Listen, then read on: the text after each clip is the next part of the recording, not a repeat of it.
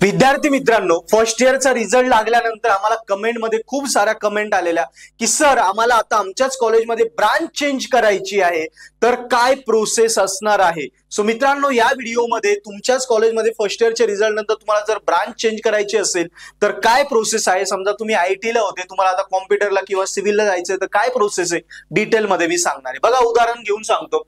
समजा मी समजा Pravara rural engineering college PREC लोणी या कॉलेजला माझं फर्स्ट इयरला आयटी मध्ये ऍडमिशन होतं उदाहरण खातर, आणि मला आता जायचंय समजा कॉम्प्युटरला मला जायचंय किंवा मला सिव्हिलला जायचंय, बरोबर.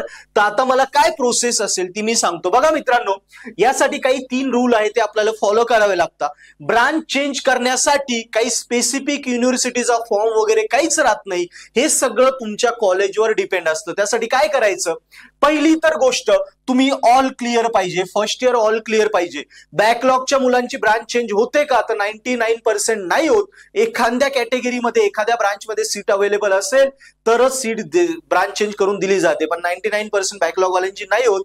त्यामुळे ऑल क्लिअर तुम्ही असेल आणि त्यात CGPA वगैरे स्ट्रॉंग असेल तर ब्रांच चेंज करणं एकदम सोपं जातं. का CGPA वगैरे पण बघितला जातो, कारण ब्रांच चेंजला समजा मला आयटी मधून कॉम मध्ये जायचंय, कॉम मध्ये समजा 5च सीट आहे आणि ऍप्लिकेशन केले 50 जणांनी, 50 ऑल क्लिअर पोरांनी. बॅकलॉग वाल्यांचा तर विषय संपला. मग त्या 50 मध्ये 5च सीट द्यायची, मग कुणाला देणार, ज्याला जास्त पर्सेंटेज त्यालाच देणार ना.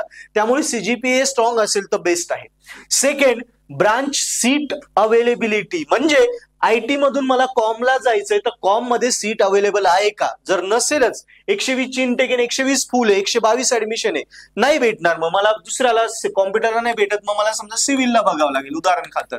सो या पद्धतीने ब्रांच चेंजची प्रोसेस चालते. आणि तिसरं, concern with first year dean and branch HODs. बघा, ब्रांच चेंज रिझल्ट लागलाय, ब्रांच चेंज करायची, ऍप्लिकेशन साठी काय करायचं, फर्स्ट इयरचे जे अकॅडमिक डीन असतात त्यांना जाऊन भेटायचं, सांगायचं सर मला फर्स्ट इयर नंतर ब्रांच चेंज करायची. मध्ये कॉलेजचाच एक बनवलेला फॉर्म असतो, तो काही युनिव्हर्सिटीज नसतो, तो फॉर्म ते देतील, तो फॉर्म भरायचा, कुठल्या ब्रांच मध्ये होता, किती पर्सेंटेज होते ते भरायचं, आणि आता कुठल्या ब्रांच मध्ये जायचंय, किती पर्सेंटेज, कुठल्या ब्रांच मध्ये तू अपेक्षित आहे त्या ब्रांचचे नाव वगैरे टाकायचं, तो रिझल्ट तो तुमचा फॉर्म FE डीन कडे जमा करायचा. आणि यासोबतच दोन्ही ब्रांचच्या, ज्या ब्रांच मधून दुसऱ्या ब्रांच मध्ये जायचं, दोन्ही ब्रांचच्या HOD सोबत पण गरज पडली तर तुम्हाला तिथे कन्सर्न करावा लागतो, पण 99% काम इथेच तुमचं डन होऊन जातं.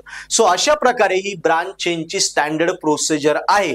मित्रांनो, ही आयडिया कळाली असेल. आता ब्रांच चेंज झाल्यानंतर तुम्हाला बघा, आणि मग इथे सांगितलं की जसं तुम्ही एकदा ऍप्लिकेशन टाकलं की नंतर मग 4-5 दिवसाने एकदा रिझल्ट लावला जातो की किती मुलांची ब्रांच चेंज केली. जसं मी सांगितलं की जास्त ऍप्लिकेशन आले तर मग पर्सेंटेज नुसार कुणाकुणाची ब्रांच चेंज झाली ते सांगितलं जातं, ते आपण बघून घ्यायचं आणि आपली ब्रांच त्या पद्धतीने चेंज होऊन जाते. सो एकदम इझी प्रोसेस आहे. येस, आता ब्रांच चेंज झाल्यानंतर जसं आम्ही इंस्टाग्रामला वगैरे मुलं आम्हाला प्रश्न टाकता, कमेंट युट्यूबलाही टाकतात, इंस्टाग्रामलाही टाकता. तुम्ही इंस्टाग्राम पेजलाही नक्की फॉलो करा. पर्पल हार्ट इन्स्टिट्यूट नावानेच आपलं पेज आहे. तिथे काही मुलांनी ब्रांचचे रिलेटेड एक क्वेश्चन विचारले होते, ते आपण कव्हर करून घेऊया.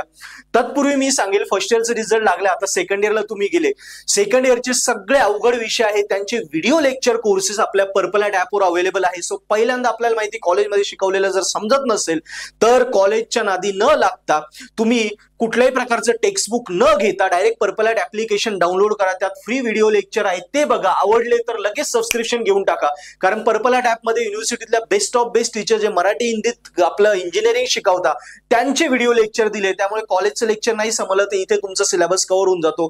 पुस्तक घेण्याची गरज नाही, कारण पूर्ण पुस्तकाच्या फुल नोट्स इथे आहे with paper solution, important topics आणि पेपर पॅटर्न सह आहेत. सो नक्की ऍपवर बघा आपल्या ब्रांचचे कुठले विषय अवेलेबल आहेत ते नक्की सबस्क्राईब करा. येस, बघा, आम्हाला काही प्रश्न विचारले होते की जसं पहिला प्रश्न, एक्स्ट्रा पैसे भरावे लागतात का. म्हणजे एका मुलाने प्रश्न लिहिला होता की सर मला ब्रांच चेंज करायची, पण माझ्या कॉलेजने मला सांगितलं की तुला सेकंड इयरची जी फी आहे ती भरून त्याच्या व्यतिरिक्त एक्स्ट्रा एवढी अमाऊंट भरावी लागेल. सो असं काय असतं का, तर बिलकुल नसतं. मी त्या मुलालाही तेच सांगितलं होतं. समजा फर्स्ट इयरची फी 1 लाख आहे, सेकंड इयरची 1 लाख आहे, तुम्ही कुठल्याही ब्रांचला ऍडमिशन घ्या, कुठलीही ब्रांच चेंज करा, तरी तुम्हाला सेकंड इयरची 1च लाख भरायची, त्या व्यतिरिक्त एक्स्ट्रा फी भरायची नाहीये, लक्षात ठेवा. यस, कुठल्याही प्रकारची एक्स्ट्रा फी लागत नाही, फक्त फक्त मेरिटनुसार मग सांगितलं तसं ब्रांच चेंज होतं. सेकंड, फायनल इयर प्लेसमेंटला काही प्रॉब्लेम होतो का? ब्रांच चेंज केल्यामुळे फर्स्ट इयरचे रिझल्ट वेगळी कॉम्प्युटर दिसते, सेकंड इयरच्या लास्ट इयरच्या रिझल्टवर आयटी दिसते, मग प्लेसमेंटला काही प्रॉब्लेम होतो का? तर नाही, असं काही होत नाही. तिसरा प्रश्न, आम्हाला झेपेल का? ऑब्व्हियसली फर्स्ट इयर सगळ्यांना कॉमन असतं, कुठल्याच ब्रांचमध्ये दिसता. सेकंड इयर पासून जोही जातो तो ब्रांचमध्ये जातो. तुम्ही सेकंड इयरला ब्रांच चेंज करताय, त्या ब्रांचला पहिल्याच वर्षी जाताय त्या मुलांसोबत, सो त्यांना झेपेल तर तुम्हालाही झेपेल. So it's okay. आणि ऑल क्लिअर नसेल तर ब्रांच चेंज होते का? ऑलरेडी याचा आन्सर मी दिलाय की 99% बॅकलॉगला ब्रांच चेंज होत नाही. सो मित्रांनो, अशा प्रकारे सगळे डाऊट्स क्लिअर झाले असतील. नक्की व्हिडिओ लाईक करा, सबस्क्राईब करा आणि काही डाऊट असेल नक्की लिहा, चॅनल सबस्क्राईब करा. थँक्यू.